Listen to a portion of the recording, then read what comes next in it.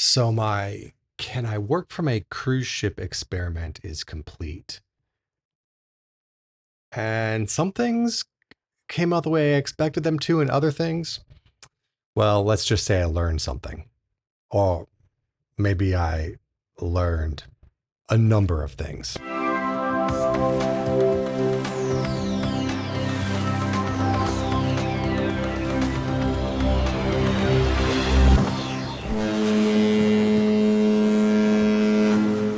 Hey, welcome to This is the Cruise. I'm Clint, and this is the channel where we typically look at upcoming cruise itineraries and try to find out if this is the cruise for you. But in this video, I'm going to do something a little bit different. We're going to try and see if this remote work style of cruising is for you, and I'm going to do this a little bit more off the cuff. Okay, first let me start with why this experiment. I'm going on a longer cruise in 2027, and we have new management at work. I've already booked the cruise, and I was thinking to myself, what if they say to me, we don't want you taking that time off? Then what do I do? And I wanted to find out if it was possible for me to actually do my job on a cruise ship. So let me describe what my work life is actually like. I don't work in the travel industry. I don't work for a cruise line. I don't work on a ship. I don't blog travels. This YouTube channel is a hobby for me. It is not something that I do for a living. I mostly am in meetings, most of the time on Zoom. I message on Slack, and then I produce digital documents that are transferred to other members of the team for them to do their job. If your work style is I'm on meetings and sometimes I have to write documents, sometimes I have to create a thing that's delivered digitally, that is similar to what I do. If you're a little bit more curious, I'm actually a user experience designer and I work on products in the healthcare space. It does not require me to, generally speaking, be in a place to specifically produce a thing. I can do that on a computer just about anywhere. If that sounds like your kind of job, then we can relate. A lot of YouTube cruising, working remotely channels are geared towards people who blog about travel, or their whole thing is creating content as their primary form of living, or they work in the travel industry and they're reviewing travel. And sometimes I get a little bit frustrated trying to read through that type of work and apply it to what I do. So I wanted to find out for myself if this would actually work. And I'm creating this video for you to find out if you can relate to this and if you would maybe potentially experience some of the same positives and negatives that I experienced. Okay, so to kind of set the stage, what did we book? We got a really good deal on a cruise that was leaving from San Diego and then traveled up the Pacific coast with a stop in San Francisco, a stop in Victoria, and then ended in Vancouver. Of those places, the only one actually, surprisingly, that I had not been to was Vancouver. We have done West Coast tour before that left from San Diego, went to Ensenada, Catalina Island, had overnight in San Francisco, and then came back. And we enjoyed it. It wasn't our favorite cruise that we've ever done. There were some great things that we liked about that cruise. So the West Coast itinerary we picked because we'd kind of already been there. It was technically a repositioning cruise as the ship was leaving Florida, did a Panama Canal cruise, stopped in San Diego. That's where we joined the ship as it was making its way up to Vancouver, from there Seattle, so it could start doing Alaska itineraries. Oh, another benefit for us about this particular itinerary was it was on Holland America's Eurodom. It definitely was at least our third cruise. This might have been our fourth cruise on that ship. When thinking about how am I going to analyze this, I was taking out some of the variables that would maybe make it more difficult for me to step back and be honest about this experience. I knew what the ship was like, so I wasn't distracted by exploring a brand new ship. I have cruised this region before, so I wasn't too distracted by visiting a place that I was really anxious to get off the ship and visit. So it just kind of slotted in nicely. And it wasn't an expensive itinerary for us. We were able to get a balcony when typically we would book an interior room for something like this. I have not actually analyzed the itinerary for Clint's cruisability score, but I'll put that score up here now just so we can see it. And you can kind of see where it slots in. What that really translates to is that I had some specific questions that I wanted to answer. And these are the questions. I'll introduce them to you here. Would I be frustrated that I was missing out on any of the destinations or any of the activities on the ship? I am working. I'm not taking time off for this, right? So if I have meetings or things and we're in port and I've never been to that port, how would I feel missing out? I cruise primarily to see the world. My wife and I to date have been on 23 cruises, and it turns out we actually have 2 more booked. So we're coming up on 25, which is great. But would I be frustrated that I was missing out on seeing things that I really wanted to see? Would I be too distracted by being on a cruise ship? Not just from the activities themselves, but I may want to go sit somewhere or watch something, cruise by something and see, and if I have meetings or events happening at work, I'd have to miss out on those things simply by being on a ship floating down the water somewhere. A big one that I wanted to validate for myself is the Wi-Fi fast enough? We'll talk more about that in a bit. Another one that's a bit challenging, definitely related to what I do and maybe related to what you do, is could I connect to my work's VPN? And this is a part that really matters, is using a multi-factor authentication when your multi-factor authenticator is not connected to the internet. Maybe technical, but it's a technical limitation that we can say, yeah, the Wi-Fi worked great. Well, fine, but were you able to launch the app on your phone that wasn't on the Wi-Fi, use the multi-factor application to get into your computer or your work network? It could be a challenge. I wanted to validate that that would work. It's an important one for me. Another one that I wanted to find out was if my creativity would be positively affected. A lot of what I do revolves around coming up with creative solutions and creative ideas. So would I be inspired by this kind of changing environment on a cruise ship? And finally, would I even like it? That I have colleagues that have traveled and lived elsewhere in Airbnbs for a month just to kind of shake things up. And they've come back also with mixed reviews where the expectations didn't quite meet reality. Okay, so to keep this positive, let me start with the dislikes. There were some things that I expected to be a challenge, and then there were things that just flat out surprised me that I was not expecting. So here's what I didn't like. It was difficult for me to find quiet spaces for meetings other than in my stateroom. And that was okay generally. One of the things that surprised me about it was there was one time we were heading to dinner after I was done working, and my wife said, "When do you get any work done? You are in meetings, it feels like, all the time." That was kind of a surprise to her that that's what my work life is like. She was seeing things happen and saw somewhat behind the curtain, maybe a bit more. I work remote. I work in my house here most of the time, but I have my own room and my own space. So she doesn't really see it. And we sort of separate. Like my home office for work is when I go to work. And when I leave there, I'm done with work. We try really hard to keep that separate so we can maintain kind of a semblance of work-life balance. Being constrained to the room was something I really didn't like and had wished for more opportunity to maybe sit by the pool and work. It proved to be more distracting than I expected. So the itinerary, this West Coast itinerary, you're in California, you're leaving from Southern California, turned out to be much colder than I was expecting.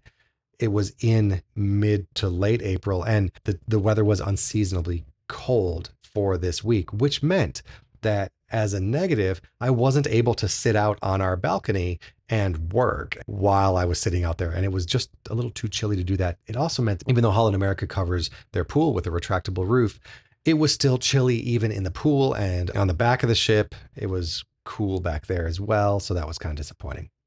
Another thing I didn't like was lugging my work computer. I'm a product designer. I have a really nice computer. It's very heavy though, and is not kind of a light portable computer. If you have something small and light, maybe you're even able to work on an iPad, that would be great. But a MacBook Pro 16-inch was heavy. Something that I knew going in that I thought would be an interesting challenge and turned out to be a challenge I wasn't expecting.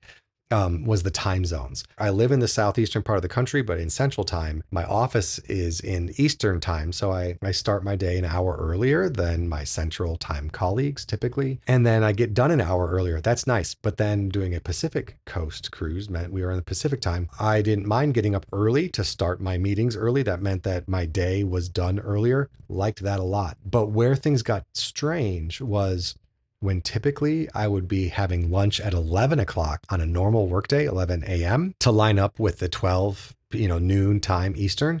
I was now having lunch at 11, 10, 9 a.m., which meant that breakfast was still kind of happening.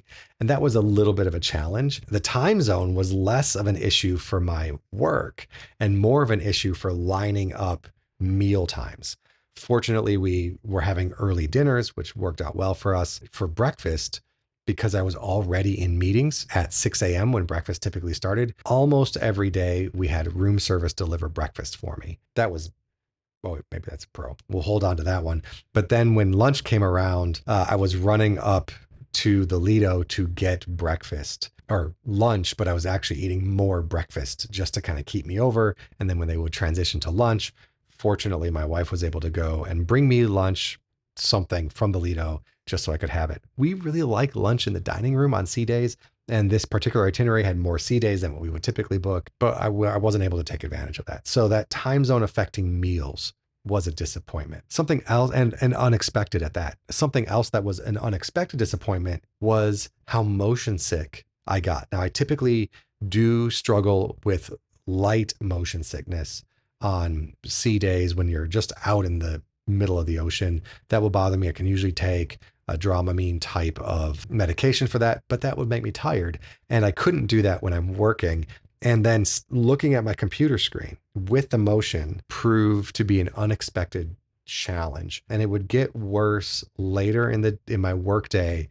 And I found myself having to kind of like step back and just sort of reset to kind of get over that. So that was an unexpected challenge. Another one that I wasn't expecting is that the chair in the stateroom, I didn't have my office chair, is really kind of what it came down to. And that meant I was sitting on kind of what equates to a hotel chair or a stateroom chair that you have in a typical cruise room. And I was stacking pillows on top of the chair to get myself up high enough to where I was in a more ergonomic position to work. That was unexpected and is kind of related to not being able to leave the stateroom. So I had to make the most of it. I didn't have my typical whiteboard that I would have, which is like an 8-foot whiteboard that's in my home office here. I didn't have some of the other electronic devices that are helpful for me to do my job. Oh, and I have a standing desk here in my home office, so I couldn't raise it. It was a little bit surprising at how uncomfortable I was and just trying to get that to work. Finally, the biggest thing, and we really didn't come to this realization until we were off the ship in Vancouver. Even I think we were in the airport and we kind of stopped to have an honest sort of assessment of this. My wife was able to go do things on the ship. She was more or less having a vacation. I was not. I was working. And while we got a really good deal on this cruise, we did spend vacation money. You have flights, you have hotels, you have food when you do get off the ship and maybe some activities there. You get to your destination, you have hotels and flights and maybe some activities. And I definitely did not feel like I had a vacation, having just spent vacation money. And that was maybe the biggest surprise of this whole thing. Was like, oh, wait a second. No, it was vacation money budget, though we were frugal. And I do not feel vacated, if you will. So there's that. Now, it wasn't all bad. There were some things I really liked. So let's get into those. As I mentioned early, room service. Thank you very much. Our room steward was spectacular on this cruise. They were dealing with some neurovirus sickness going around, and we were totally unaffected by it, which was great. He did not have his typical assistant with him. And Holland America, one of the great things is you get, they make your bed in your room up in the morning when you leave the room, and then they, turn it down. We were able to tell him, hey, look, we don't need you to make the room in the morning. In fact, I'm going to be working most of the time in the room, so you don't need to worry about that. But I'm also going to be getting room service, I think. So please just check up on us to make sure we're okay. And I likely could use some help with the room service taking that away. They were great. It was some of the best room steward service that I've had ever. 23 cruises to date. So well done there. The other thing I really liked is that, there are household distractions when you work remotely and working from home. Things happen, packages arrive, kids come and go, stuff is happening just in your day to day life. None of those distractions were present. I really liked that part of it for sure. When it comes to the network connection, it was rock solid. My manager told him what I was doing. He's like, that's great. Have fun. Hopefully it works out really well. He knew that I was on a ship at sea in the Pacific Ocean. And he's like, Clint, if I didn't know that you were there, I'd have no idea. I had a Zoom background up. You couldn't see the stateroom. The bandwidth was great. Let me just tell you real quick which package we had. There's 3 packages on Holland America's ships and what their service is. They kind of have the base package that you get with like the Have It All. It's your basic Wi-Fi. It's designed for like posting on social media and checking emails and reading the news or whatever. It is not designed for anything more than that. This tier up from that opens up video calls. And they even in the description, if I remember correctly, even say, if you are working remotely, this is the package that you should use. It was that package that I booked.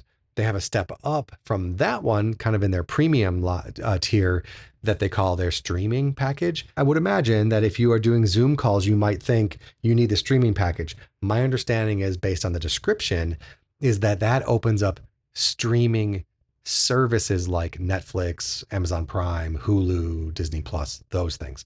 I knew that I wasn't going to be using any of those services. In fact, we try not to use those services when we're on vacation. So I didn't book that one. I booked the one that said you can work remotely with this package, and it worked perfectly. Kudos to them. I say it worked perfectly. It went down one time, and that one time was when we were in port of all places in San Francisco, sort of the tech hub of the United States. Because we had a balcony, I was able to tether to my cell phone. 5G service there worked just fine and took all my meetings. Nobody knew that my internet went down, but I was getting nervous that it wasn't going to come back up. And it came back up while we were still in port. So that was fine. But it did have one little hiccup, which tells me, look, it may not work perfectly. You just need to be prepared for that and have sort of a backup plan should something happen. One of the surprises that I really liked was I had a kind of a stressful meeting and I was able to actually go into the thermal suite and take advantage of the spa. And so after stressful days, it is really easy on a cruise ship to unwind if you want to. The evening entertainment was also great as a way for me to sort of separate myself from work. We had some decent comedians, some decent magicians. I still have a gripe about Holland America taking away or ending their contract with Lincoln Center Stage. Frustrates me because I love Lincoln Center Stage. I wish they'd bring it back, Holland. Anyway, but the evening entertainment was great. Those out of the ordinary experiences were also a pro. For example, when we were cruising into San Francisco Bay under the Golden Gate Bridge, that was early enough that my office hadn't opened up yet. So I was able to sneak out right under the bridge. Holland America opens up the bow of the ship, which is really nice. We did go up to the bow and then we were like, well, we've actually cruised under the Golden Gate Bridge before. We don't need to sit up here. We can go back to our balcony. So we did that. It was really nice. It was just a really good distraction. And those out of the ordinary experiences do tend to spur on creativity. At one point, I was actually on meetings and I looked to my right out the balcony window, the door, and there's Alcatraz floating by. And it's like, oh, this is pretty cool. This is cool. If that is something that you could use maybe in your day to day, I got to solve problems and think about things differently, that can sort of help inspire some new thinking, for example.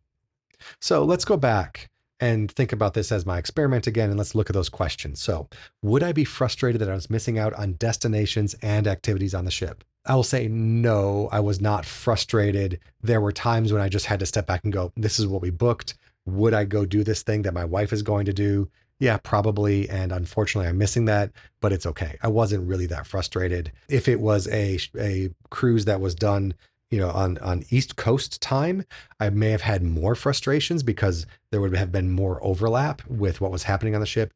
But because I was getting done with work earlier, I was able to kind of log off and then go out on the ship and do some things. So it's a no with a little asterisk. Would I be too distracted by simply being on the cruise ship? Absolutely not. I was not distracted at all by being on the ship. There was a couple of times when I actually went and looked to work at other places on the ship, try to be by the pool. That actually just proved to be too uncomfortable because of the weather. Holland America is much more low key. If the weather was warmer, I absolutely would have been able to do some things there by the pool on the Lido deck and wouldn't have been distracted by being on the ship. I also didn't find any of the other activities to be distracting. Is the Wi-Fi fast enough? Yep, absolutely. Could I connect to our VPN using a multi-factor authentication? Yes, I was able to do that as well. I had to find out how I did that as an experiment. First is I actually turned my phone on to airplane mode, turned off my cell service to make sure it wouldn't default to that and nothing could get through, basically completely disconnected it from everything.